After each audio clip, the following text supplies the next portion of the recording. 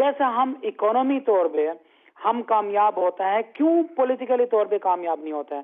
ترکی اور ایران جیسا ملک ہے، اب بس میں انہوں نے اتنی اچیومنٹس کیا ہے اکانومی لیول پر کہ آج ان کے بیلنس آف ٹریڈ کے تقریباً 11 بلین سے اور 20 بلین تک جا رہا ہے.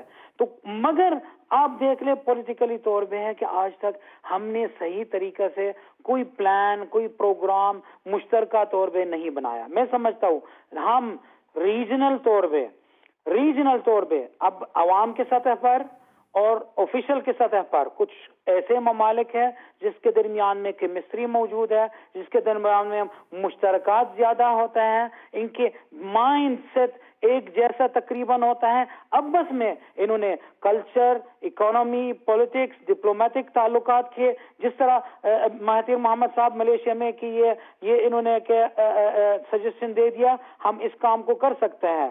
ہمارا خلاف کافی لوگ کھڑے ہو جائیں گے، اپنوں سے کھڑے ہو جائیں گے، ہمیں ان کی طرف نہیں دیکھنا کیونکہ ہمارا مقصد ایک ہے، دشمنی ایک ہے، وہ اسرائیل ہے اور وہ جو ہمارا عزت نہیں چاہتے ہیں. اس لیے اب بس میں اگر ہم نے اس اتفاق کو، اس یونٹی کو پریکٹیکلی طور پہ ہمارا گھروں میں پروکٹر کیمپل پروڈکٹس کے بدلے میں پاکستانی پروڈکٹس ہونا چاہیے، ترکش پروڈکٹس ہونا چاہیے، ایرانی پروڈکٹس ہونا چاہیے، ہمارا مسلم اور عرب ملیشین پروڈکٹس ہونا چاہیے. کیوں ہم یو کے یا امریکن پروڈکٹس لانا چاہیے؟